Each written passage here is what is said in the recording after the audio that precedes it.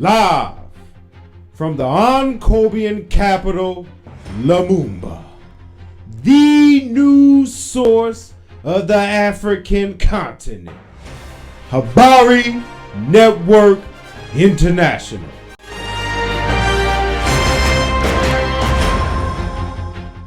Habarigani. I'm Ochanda Gabano Koyo, and this is Habari Network International. We are a news program broadcasting from the nation of Ankobia, a first world country in Africa. We present the news that's currently affecting the African world in and out of the continent. This program is presented in English for our English-speaking Africans. We look to translate our news in various African languages in the future, but for now, we hope you enjoy our show. Habarigani. I'm Ochanda Gabano Koyo, and welcome to another episode of HNI Weekly. On this week's top stories for the week of November 29th, 2021. Left, left, left, left, left, right, left. Get on up, get on up, get on up, right, left. The conflict in Ethiopia continues. On Wednesday this week, Prime Minister Abiy Ahmed declared victory over TPLF. Abiy, who left office to join the front lines in November, gave an update to the press. His office stated, his decision has boosted troop morale and emboldened the people of Ethiopia to resist and push back the threat of a terrorist organization. Great strides have been made in forcing the TPLF to relinquish their occupation of key areas, particularly Kasagita, Chifra, and Burka. Since the state of emergency call was made last month, the Prime Minister has urged all Ethiopians to defend the capital, Addis Ababa. This came after the group, TPLF, known as the Tigray People's Liberation Front, reclaimed the northern region of Tigray and stated that they would be heading to the capital. TPLF was in power since 1991, before being ousted in 2019. Who's that creeping in my window?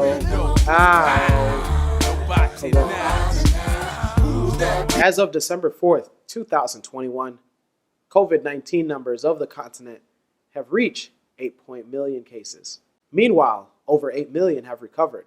As the new Omicron variant is being spread worldwide, 152,041,497 vaccinations have been administered across the continent. The Ankobi Disease Center has credited the high recovery rate to the locally developed Sebi vaccine. So far, the ADC have not stated if a booster shot will be required for the new variant, but vaccination and a negative test are being required for entry into the country. The ADC have stated that COVID numbers for Ankobia have reached 100,202 cases, while 1,300 deaths have been reported. South African President Cyril Ramaphosa is scheduled to meet with Ankobi President Jatelo next week as part of the South African presidential tour across the continent to see how African leaders can work together with South Africa. To be loved. To be loved.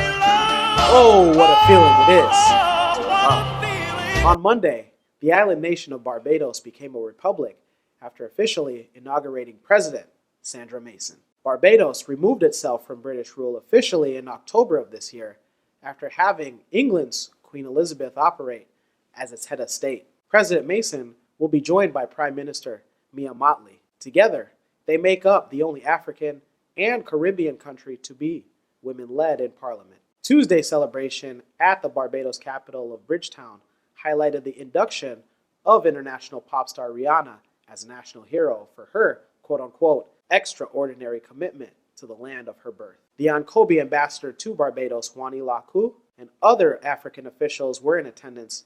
From HNI Weekly to the citizens of Barbados, congratulations to President Sandra Mason. This African nation says, my president is black, my Lambo's blue, and I'll be real mad if my rims ain't too. Gambians will be going to the polls on Saturday. The presidential elections kicked off on December 4th. Incumbent President Adama Barrow is seeking another term. President Barrow is among 5 other candidates that will need to win in a majority of 24 constituencies across the country. If Barrow wins, this will be his second term. When we come back, we'll be reading from this week's African Proverb. Don't go anywhere. You won't want to miss this.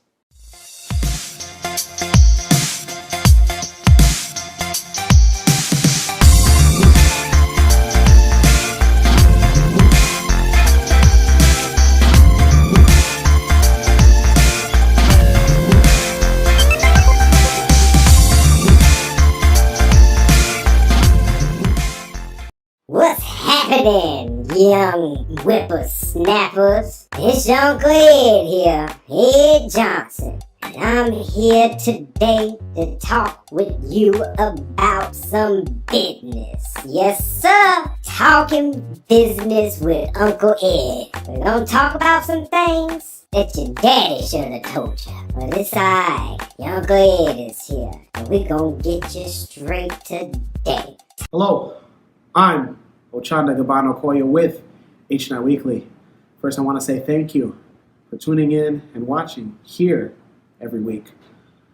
If you like the content that you see and hear from HNI Weekly, we have a potential opportunity to partner with you and collab with you, whether short-term or long-term, as partners.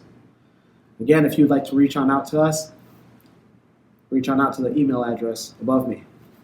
From Ochanda, thank you for watching. Since ancient times, Africans have been known to speak proverbially.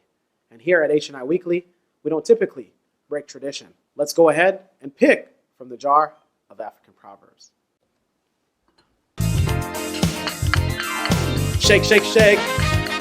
Shake, shake, shake. Shake your Proverbs.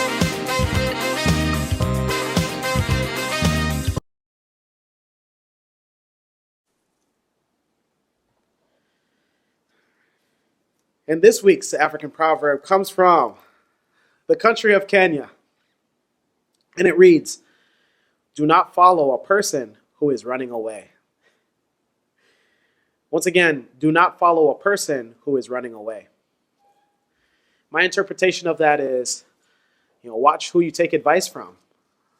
Advice, I would never take car issue advice from a lawyer.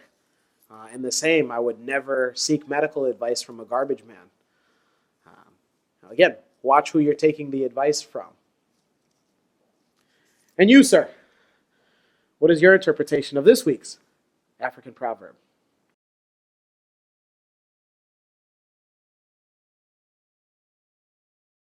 If you running and I follow you,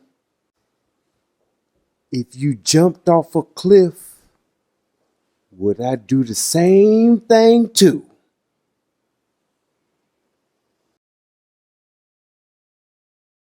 If you have your own interpretation of this week's African proverb, let us know in the comments below. Don't forget to like, subscribe, share, and hit the notification bell for this and other HNI Weekly videos. For more HNI content, connect and follow us on all social media platforms in the description box below. For HNI Weekly, I'm Ochanda Gabano Koyo, signing off.